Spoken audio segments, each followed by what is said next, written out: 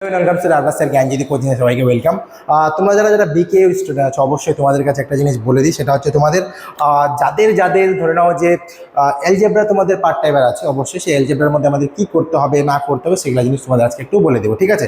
চলো আজকে ওই জিনিসগুলো তোমাদের টপিক ওয়াইজ যদি আমি আজকে ডিসকাস করি, তাহলে আমাদের কী করতে হবে একটু দেখে নিই তোমাদের, ঠিক আছে?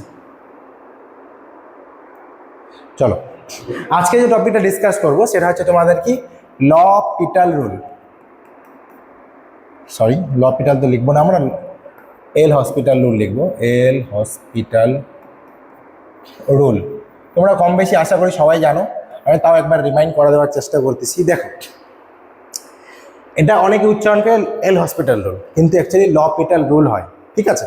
এবার অনেক সময় কি হয়, ধরে নাও যে আমাদের একটা কোনো লিমিট আছে, লিমিট এক্সটেন্স টু আমাদের 0, আমাদের এখানে আছে সাইন এক্স বাই এক্স।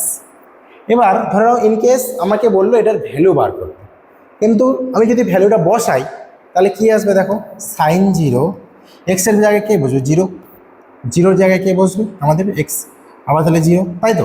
এবারে এটার জন্য কি আমাদের 0 আসবে, সাইন 0-তে 0 0, কিন্তু এটা তো আমরা কোনোদিন লিখতে পারবো না, এটা তো কোনোদিন লেখা সম্ভব না।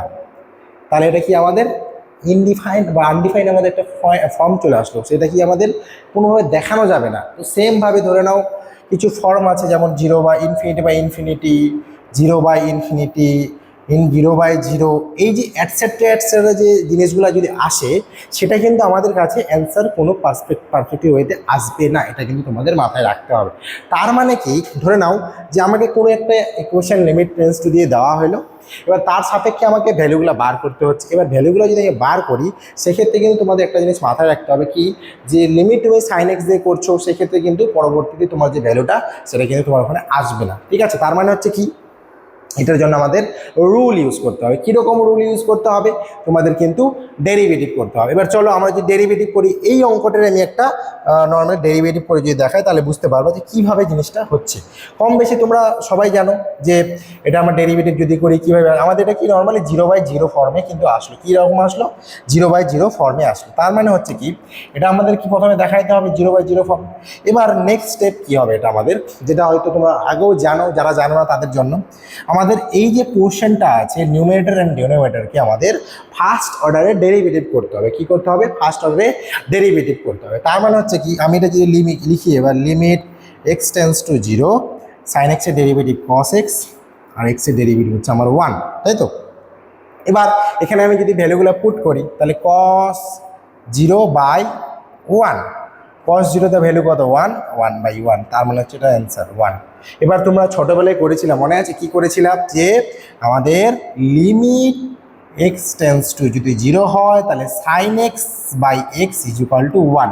এটা ছিল আমাদের একটা ফর্মুলা 11-এ, তাই না? ক্লাস 11-এ যখন আমরা সীমা প্রথমে করছিলাম বাংলাতে, যদি বলি ইংলিশের লিমিট, প্রথম যে জিনিসটা করছিলাম সেটা আমাদের কি পিটাল রুলের থেকে, মানে সেই ইউজ করেই কিন্তু আমাদের এটা আসছিলো, সেটা হচ্ছে কি সীমাতে আমরা ইউজ করেছিলাম, এটা আমরা ফর্মুলা হিসাবে মনে রাখতাম, ঠিক আছে? তো সেই জিনিসটাই হচ্ছে আমাদের এল হসপিটালের জিনিসটা।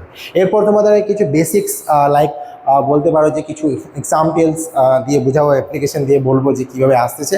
আজকে জাস্ট তোমাদের জিনিসটা আউটলাইনটা বলে দিলাম যে আমাদের কেন ওটা ইউজ হয়, কীভাবে আসে, যাতে তোমাদের কিছুটা যেন মনে করতে পারে, ঠিক আছে? তো আমাদের চ্যানেলে তোমরা যদি নতুন হয়ে থাকে, এবং অবশ্যই লাইক এবং সাবস্ক্রাইব করে দিবে। এবং আমাদের কিন্তু কাছে তোমাদের যে পরীক্ষা, যে আগামী পরীক্ষা আসতেছে, সেই পরীক্ষার জন্য কিন্তু তোমরা আমাদের কাছে নোটস পেয়ে যাবে। সেই নোটস কিন্তু অবশ্যই আমাদের চ্যানেল থেকে পেয়ে যাবে। এবার তার জন্য কী করতে হবে, তোমরা ডেসক্রিপশন বক্সে দেখবা যে 2টা নাম্বার দেওয়া আছে, যে কোনো একটাতে কল করলে তোমাদের সমস্ত কিছু বলে দেওয়া হবে, ঠিক আছে? আজকের ভিডিও এখানে থাকবে। সবাই ভালো থেকো, সুস্থ থেকো, থ্যাংক ইউ।